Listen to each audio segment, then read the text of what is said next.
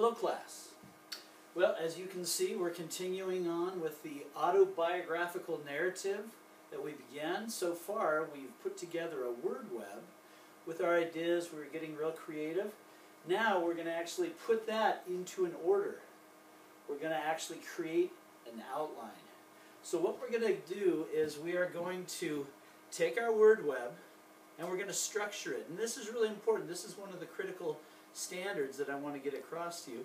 How to put a piece of writing into a clear and concise order.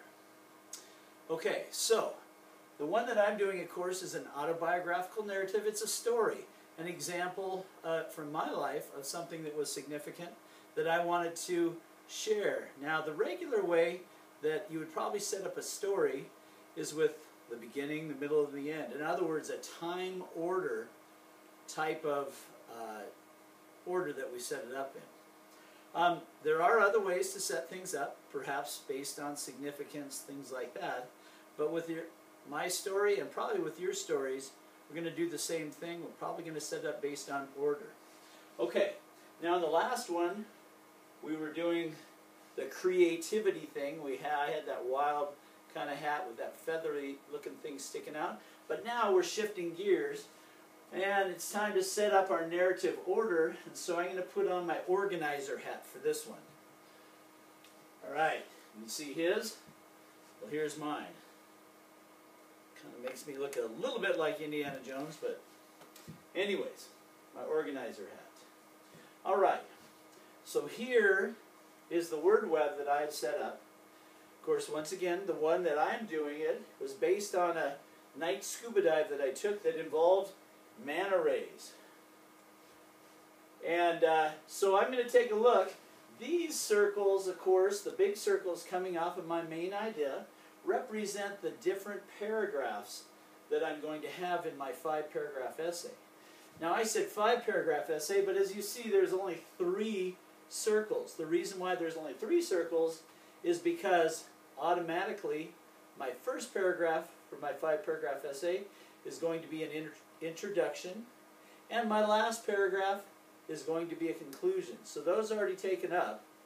So I'm going to start off, and as I look here, prepping for the dive, the bottom, the descent, the first thing I would do is the prep for the dive. So I'm going to put a Roman numeral number 2 here. Okay, now the reason why I'm using Roman numerals is because there's a structure and order for outlines.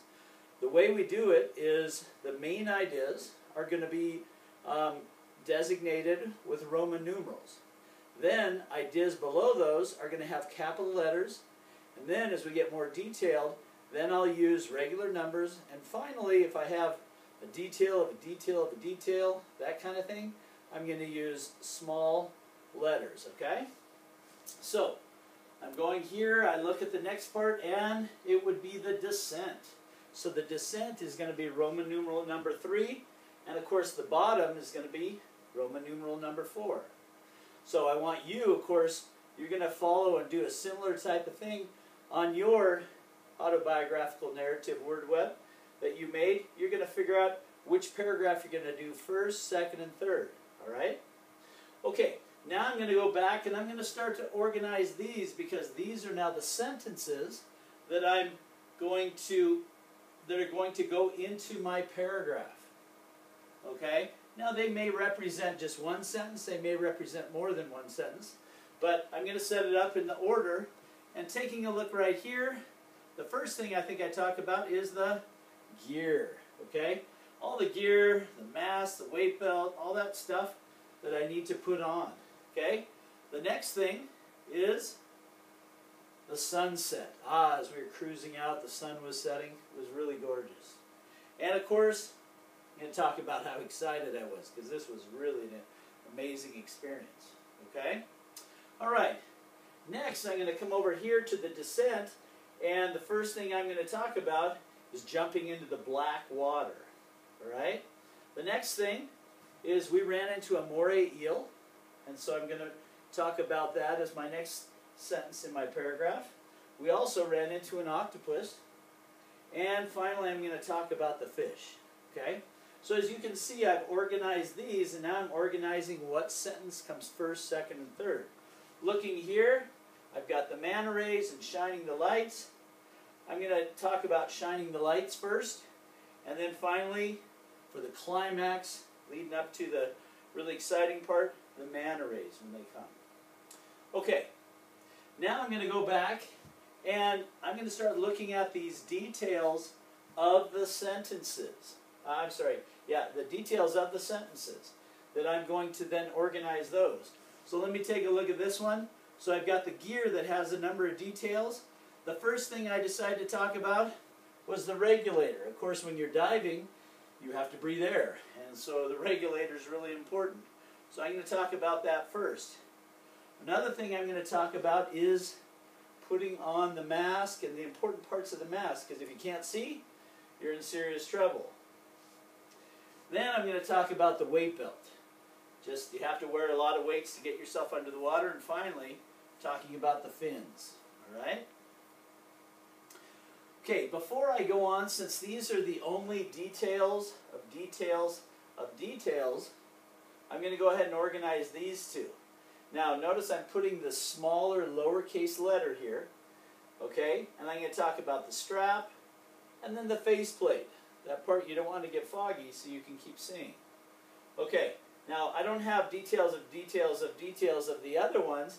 Part of it is I included these in here because I wanted you to see how an outline works, okay?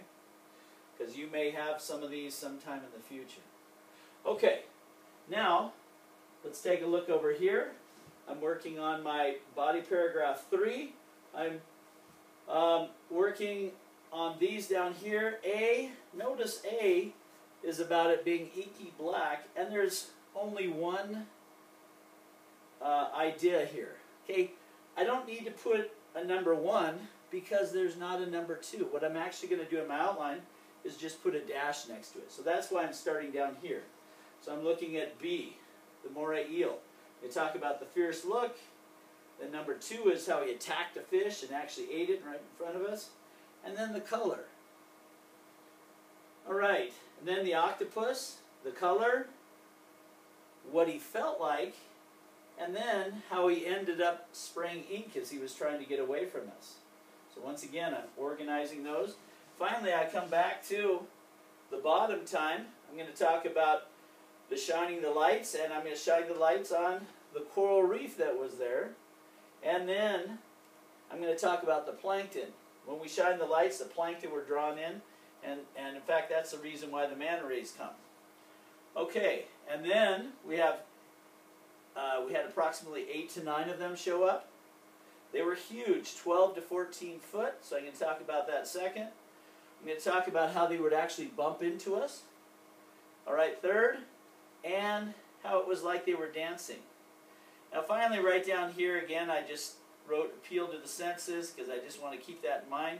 Touch, smell, hear, taste, sight, thoughts, and feelings.